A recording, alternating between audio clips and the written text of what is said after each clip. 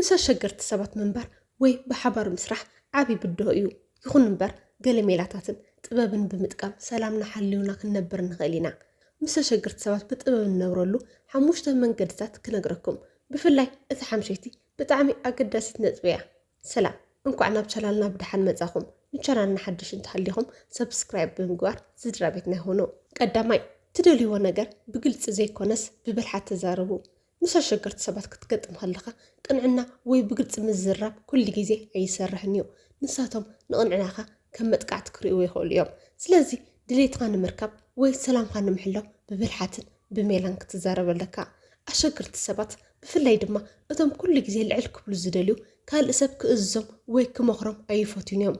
ኣብ ክንዲ ከም ዝግበር ትብሎም ንስኻ እንታይ መስለካ ከም ዝተገበርናዮ ዝያዳ ዝሓሸ ይኾነን ኢልካ ሕተቶም። እቲ ውፅኢት ንሳቶም ዝሃብዎ ሓሳብ ምስ ዝመስል ንምትግባሩ ኣይፅገሙን እዮም። ክብረቶም ዝተሓለወ ኮይኑ ስለስምዖም ድማ ተሓባበርቲ ይኾኑ። ብግልፂ ንስኻ ኩሉ ግዜ ትድንጊኢኻ ምባል ነቲ ሰብ ናብ ምክልኻል እዩ ዘእትዎ። ብኣሲ ድማ ይጅምር። እቲ ስራሕ ሰዓቱ ሓልዩ ክውዳእ እንተኾይኑ ኩላትና ንጎ ክንረከብ የድልና ኣሎ በሎም። ኣብቲ ሰምካ ምትኳር ኣብቲ ጉዳይ ትኩር።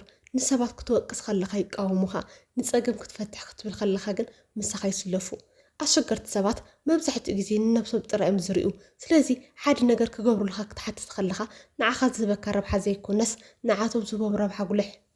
ኣብነት እዚ ፀብፃብ ሕጂ እንተወዲእኻዮ እቲ ሓላፊ ኣዝዩ ክሕጎስ እዩ፣ ንዓኻ ድማ ፅቡቅ ስም ክወሃበካ ይበሎ። ድሌትካ ንምስላጥ ንዓቶም ጀግና ዘምስሎ መንገዲ ተጠቐም። ሓደ ሕማቕ ዜና ወይ ነቐፌታ ክትነግር እንተደሊኻ ኣብ መንጎ ክልተ ጥዑማት ዘረባታት ኣእትዎ። ኣብ ዝሓለፈ ሰሙን ዝገብርካዮ ስራሕ ብሓቂ ንፉዕ ኢኻ፣ ሕጂ ድማ ነዚኣ ንእሽቶ ጌጋ እንተኣሪምካዮ እቲ ስራሕ ፍፁም ክኸውን እዩ። ብናትካ ክእለት እዚ ከም ትሓርፎ ርግፀኛ እየ። በዚ መንገዲ እዚ እቲ ሰብ ነቲ ነቐፌታ ከም መጥቃዕቲ ዘይኮነስ ከም ምኽሪ ይቕበሎ። ብብልሓት ምዝራብ ማለት መዓስ ከም እትዛረብ ምፍላጥ እዩ። እቲ ሰብ ተቆጢዑ ጠምዩ ወይ ደኸም ይኸሎ ዝኾነ ነገር ኣይትሕተቶ። እቲ ሰብ ተረጋጊዑን ስልጣን ከም ዘለዎ ተሰምዒዎ ከሎ ሕቶ ከቕርብ። ምስ ኣሸገርቲ ሰባት ሓቂ ስለተዛረብዎ ጥራይ ክሰምዑን ኣለዎም ኢልካ ኣይትፀበ። ሓቂ ከም መድሓኒት እያ። ብጥራኣ እንተውሒጥካያ ትመረካ፣ ሽኮር ለኸይካ እንተውሒጥካያ ግን ትወሓጥ። ብብልሓት ምዝራብ ማለት ድማ ነታ መድሓኒት ሽኮር ምልካይ ማለት እዩ። ካልኣይ ንዓታቶም ክትድንቕዎም ጀምሩ። ምስ ኣሸጋሪ ሰብ ክትነብር ወይ ክትሰርሕ ከለኻ ንዓቶም ኣድንቆም ወይ ንኣዶም ምባል ንብዙሓት ሰባት ዘይከኣል ወይ ስለምንታይ ንሕማቕ ሰብ ኢኑ ዶ ዝብል ሕቶ ይለዓል እዩ። ይኹን እምበር እዚ ሜላ እዚ ካብ ሕያውነት ንላዕሊ ኣዝዩ ዝረቐቐ ናይ ስነ ልቦና ሜላ እዩ። መብዛሕትኦም ኣሸገርቲ ሰባት ንዓኻ ንምውራድን ንምጭናቕን እዮም ዝፅዕሩ። ንስኻ ግን ኣብ ክንዲ ብቁጣዕ ትምልሰሎም፣ ብኣድናቆት ክትምልሰሎም ከለኻ እሳቶም ዝተዳለውሉ ኩናት ተቋርፆ ኣለኻ። ኣድናቆት ንሓደ ንመጥቃዕቲ ተዳልዩ ዘሎ ሰብ ስነ ልቦናዊ ድንዝዝነት እዩ ዝፈጥረሉ። መብዛሕትኡ ግዜ ኣሸጋሪ ባህሪ ካብ ውሽጣዊ ዘይምትእማን ሰባት ኣይርኡንን ኣለዉ ካብ ዝብል ስምዒት እዩ ዝምንጩ። ንሳቶም ብሕማቕ መንገዲ ኣቃልቦ ክረኽቡ ይፍትኑ። ንስኻ ብፅቡቕ መንገዲ ኣቃልቦ እንተሂብካዮም እቲ ንዓኻ ንምጥቃዕ ዝጥቀሙሉ ዝነበሩ ሓይሊ ናብ ምሕጋዝ ክቕየር ይኽእል እዩ። እዚ ስራሕ እዚ ብዘይናትካ ተሳትፎ ከቶ ኣይምትዓወቶም ምባል ነቲ ኣሸጋሪ ሰብ ናብ ተሓባባሪ ይቕይሮ። ክሳብ ክንደይ ኣሸጋሪ ሰብ ይኹን ብውሕድ ሓንቲ ተደንቕ ጎና ኣላቶ። ምናልባት ሰዓት ይሕሉ ይኸውን ወይ ድማ ትብዓት ይህልዎ ይኸውን። ኣብቲ ሓንቲ ፅብቕቲ ጎና ተኩር። ኣገባብ ኣዘራርበኻ ኣተሓሳስበኻ ኣዝዩ ይገርመኒ ወይ ከምዚ ክትሓስብ ምኻልካ ይድነቕ ኢልካ ጀምር። ሰብ ሓንሳብ ምስ ተመስገና ነቲ ዝተመስገነሉ ባህሪ ንምዕቃብ ክብል ንዓኻ ዝነበሩ ሕማቕ ባህሪ ክቕየር ይግደድ። ንሓደ ሰብ ክተድንቆ ከለኻ ንዓኻ ንምጥቃዕ ይኸብዶ እዩ። ሰብ ንዝፈትዎ ወይ ንዘድንቆ ሰብ ካሲ ስነ ልቦናዊ ፀቕጢ ይስምዖ እዩ። ኣብነት ሓደ ኣዝዩ ነቓፋይ ሰብ እንተጋጢሙካ ሓቀኛ ነቐፌታኻ ብሓቂ ይሕግዝኒ እዩ። ንኹሉ ነገር ብጥንቃቐ ስለትሪኦ የመስግነካ በሎ። ካብኡ እቲ ሰብ ነቐፌቱ ክቕንስ ወይ ብዝያዳ ብትሕትና ክዛረበካ ይጅምር። ሰባት ክነኣዱን ክድነቑን ከለዉ ክኢላታት ከም ዝኾኑ ይስምዖም። ነቲ ኣሸጋሪ ሰብ ኣብዚ ጉዳይ እዚ ንስኻ ዝበለፀ ተመክሮ ስለ ዘለካ ምኽሪ ክትበኒ ትኽእል ዶ ኢልካ ሕተቶ። እዚ ድማ ካብቲ ንዓኻ ንምውራድ ጥቀመሉ ዝነበረ ሓይሊ ናብ ምኽሪ ምሃብ ክጥቀመሉ ይገብሮ። ንዓኻ ድማ ከም ተምሃራዩ ወይ ከም ፈታዊ ክርእካ ይጅምር። ኣድናቆት ክበሃል ከሎ ምጥባር ማለት ኣይኮነን። ሰባት ሓሶት ምስ እትነግሮም ይርድኦም እዩ። ስለዚ ብሓቂ ተደንቕ ነገር ደሊኻ ምርካብ ኣገዳሲ እዩ። እታ ትብላ ቃል ካብ ልቢ እንተኮይና እቲ ሰብ ንምቕያር ዘለዎ ዕድል ኣዝዩ ዓብዪ እዩ። ንኣሸጋሪ ሰብ ብናቕ ማለት ተሳዒረ ማለት ኣይኮነን። ብኣንጻሩ ንስኻ ብዝፈጠርካዮ ኩናት ኣይክሳትፍን እያ። ኣብ ክንድኡ ብሰላምን ብጥበብን ክመርሐካ እዩ ዝብል ናይ ብሉፅ መርሒነት ምልክት እዩ። ኣድናቆት ነቲ ዝዓፀወ ልቢ ዝኸፍት መፍትሒ እዩ። ሳልሳይ ቦቶኦም ከም ቦቶኦም ሃቦም ዝብል መምርሒ ምስ ኣሸገርቲ ሰባት ኣብ ዝግበር ርክብ ሓደ ካብቶም ዝዓበዩ ናይ ጥበብ ሚስጥራት እዩ። እዚ ማለት ንሓደ ሰብ ዘይግብኦ ክብሪ ምሃብ ማለት ዘይኮነስ ነቲ ሰብ ከምቲ ንሱ ዝደልዮን ከምቲ ንሱ ዘለዎ ባህርን ኣፍልጦ ሂብካ ንባዕልካ ካብ ቁፅፅሮም ነፃ ምውፃእ ማለት እዩ። መብዛሕትኦም ኣሸገርቲ ሰባት ክቡር እየ ወይ ልዑል ዝበልኩ እየ ዝብል ስምዒት ክስምዖም ይደልዩ እዮም። ምስኦም ክትገጥም ወይ ንስኻ ተራ ሰብ ኢኻ ክትብሎም እንተፈቲንካ ዝያዳ ኣሸገርቲ ይኾኑ። እቲ ብልሓት ንዓቶም ዘልዮም ናይ ክብሪ ቦታ ሃቦም። ንኣብነት ኣብ ሓደ ኣኼባ ከምቲ ንስኻ ዝበልካዮ ወይ በቲ ናትካ ዓብዪ ተመክሮ ኢልካ ጀምር። እቲ ሰብ ቦትኡ ከምዘይተሓዘሉ ምስ ተሰምዖ ንዓኻ ንምጥቃዕ ዝነበሮ ውጥረት ይሃድእ። ሓደ ግዜ ሰባት ኣሸገርቲ ዝኾኑ ኣዝዮም ስለ ዝቐርቡና እዩ። ቦትኡ ሃቦ ማለት ካብቲ ናትካ ውልቃዊ ቦታ ውፅኢኻ ኣብቲ ዝግብኦ ናይ ጓና ቦታ ኣቕምጦ ማለት እዩ። ነፍሲ ወከፍ ሰብ ኣብ ሂወትካ ክንደይ ዝኣክል ስፍሓት ክህልዎ ከም ዘለዎ ወስን። ሓደ ሸጋሪ ሰብ ናብ ልብኻ ክኣቶ ኣይትፍቀደሉ። ኣብቲ ደገ ዘሎ መቐመጢ ጋሻ ሃቦ። ኣብኡ ኮይኑ ዝደልዩ እንተበለ ናባኻ ክበፅሕ ኣይኽእልን እዩ። ስለምንታይ ከምዚ ይኸውን ኢልካ ምስቲ ባህሪኦም ክትቃለስ ከለኻ ንዓቶም ኣብ ክንዲ ቦትኦም ኣብ ርእስኻ ኢኻ ቦታ ትህቦም ዘለኻ። እዚ ሰብ እዚ ባህሪኡ ከምዚ እዩ፣ እዚ ድማ ቦትኡ ኢልካ ተቐበሎ። ከምቲ ሓደ ዝናብ ክዘንብ ከሎ ስለምንታይ ዘንብ ኢልካ ዘይትቃለስ ፅላልካ ጥራይ ትሕዝ። ንዓቶም እውን ከምቲ ዘለዎም ተቐቢልካ ቦትኦም ሂብካ ንነብስኻ ግን ብጥንቃቐ ሓልዋ።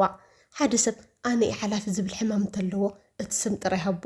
እወ ንስኻ ኢኻ ሓላፊ በሎ፣ ግብራዊ ስራሕካ ግን ብጥበብ ምስላጥ ቀፅል። እቲ ሰብ ንስም ስልጣኑ ምስ ተቐበልካሉ ንዓኻ ከም መቐናቕንቱ ምርኣይ ደው የብል። መቐናቕንቲ ካብ ዘይብሉ ድማ ኩናት የለን። ቦትኡ ሃቦ ማለት ንጹር ዶ ምግባር ማለት እዩ። ክሳብ እዚኣ ክትመፅእ ትኽእል ኢኻ፣ ካብዚ ግን ናቲ ግዝኣት እዩ ዝብል ምልክት ሃብ። ብትሕትና ግን ድማ ብቆራፅነት ኣብ ስራሕካ ወይ ኣብ ውልቃዊ ሂወትካ ጣልቃ ክኣቱ ከለዉ ቦትኦም ንክፈልጡ ግበር።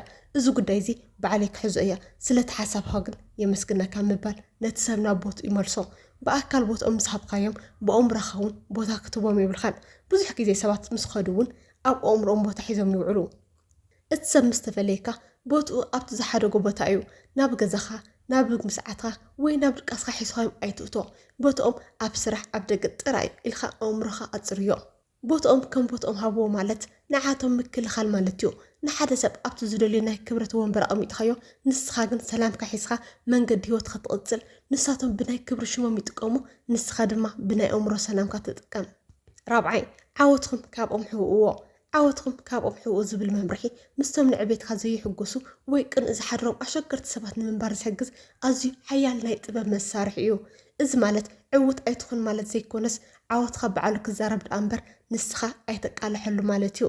ቅንኢ ሓደ ካብቶም ዝኸፍኡ ደቂ ሰባት ባህርያት እዩ። ዓወትካ ክትሓብእ ከለኻ ነቲ ናይ ቅንኢ ዓወት ትውስኸሉ ዕንጨይቲ ኢኻ ተኸልክሎ ዘለኻ። ንሳቶም ኣብቲ ዝነበሮም ናይ ንዓት ወይ ናይ ምቁፅፃር ስምዒት ክፀንሑ ከለዉ ንስኻ ብስቕሳት ዓቢ። ሓደ ሰብ ነቲ ትገብሮ ዘለካ ስራሕ ወይ እትረኽቦ ዘለካ ዓወት እንተፈሊጡ መንገዲ ክዓፀልካ ወይ ስምካ ከፀልም ይኽእል እዩ።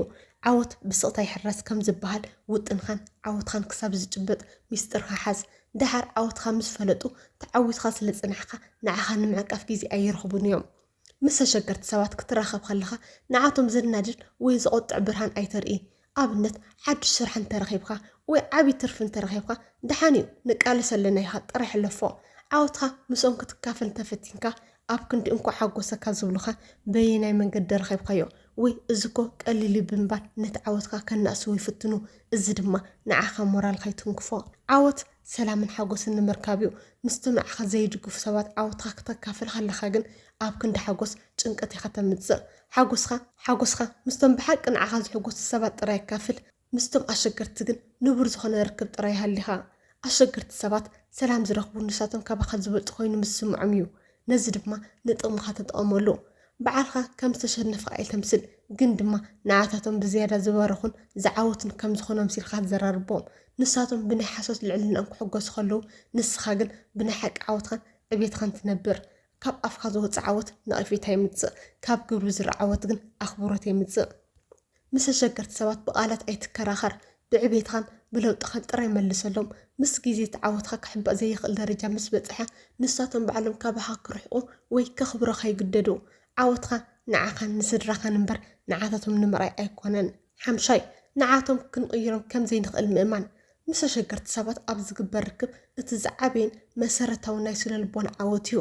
እዚ ሜላ እዚ ካብ ተስፋ ምቑራፅ ዝመፀ ዘይኮነስ ካብ ናይ ሓቂ ብስለት ዝምንጭ ኮይኑ نعخ كبزيت عوتلو كينات نات أزوجك من قديو بزح جزء مس أشجرت سبات كتقدم خلقة كم زتغيرو زيادة صبو مخانة وي زبهريو قيرا لو إلنا نحسب نتسب نابت نحنا ندلي قرص إن ممصان نقالس اتحققن سبات كقير زخلو بعلم كقير مزدلي تراي نسخان حادث سب كتقيرا مفتان كم تنت الزناب أيت زنبيلخا وينت بحري أيتنك أساسي الخام لمانيو اتسب كم تزلو تقبلو إذا مالت نبهري تفوت ولا خمال زي كونس بهريو إزيو الخام إيمان مالتيو حرك أنا قاهن زمت كابت سب زي كونس كابت نحنا أبت سب زلنا تثبيتيو اتسب حياوي كخون كرد لنا ويقريتك حتى نتصبى إذا تثبيت زي مس زي في دما نقطع نحاد الشخص اللي قلقال نختحافه انت فتنكا كوغك ايو الشخص لم توق ان الخام قطع ترجم يبلون مخنياتو تفطروا تقلقال الشخص مخانس لتفلت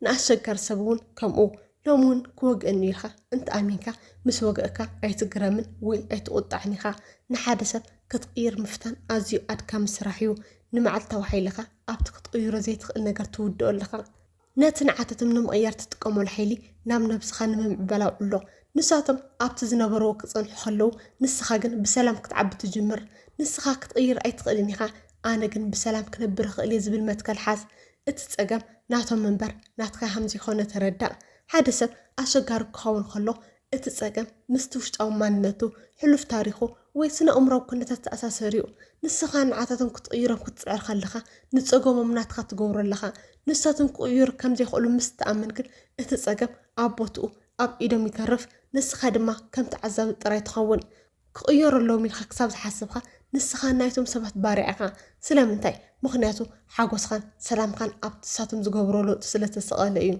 أي غير النية من الخامس توسنكن اتمفتح حاقوس خان أب إيدم تمنزيعو ناب الخيمة سلامك أب بهر يوم زي كونس أب تنسخة نعتتم توترقو من مركوس أب سنة لبونا حدا عبي حق الله نقال السبت كتغيرم زلكا تخولو 0% يو نرسخا كتغير زلكا تخولو جن 100% يو نعتتم كتغير أب كنت تتسعر نعتتم اتوبا من لاش قيرو نساتم مستقطعو نسخا سقبل نساتم كنقفها خلو نسخا هنا بسرح خامة تكوار ازو يتني حق لوطي سبت كتغيرم كم زي تقل ممان مالت إيد خايبكا تشنفخا مالت أي كونن بانتارو مسخا أب زي ربحك أرسي جيزي أي تغنيه الخا ننابسخا زخبر خل عوي سقمتيو إزي مس أمنكا اتشجر سب حيلي سن نسخا دما ناي أمور عرفت تركب نزي غير نجر تقبلخا نغط غيرت نجر كتغير تبعتها بقى زبل مسلا أب زبطا يسرحيو نلوم زدل خلقهم مدب إزي مثل أب تصوت الفيديو بقالة أقدر سرت كساب نراخب سلام صلحو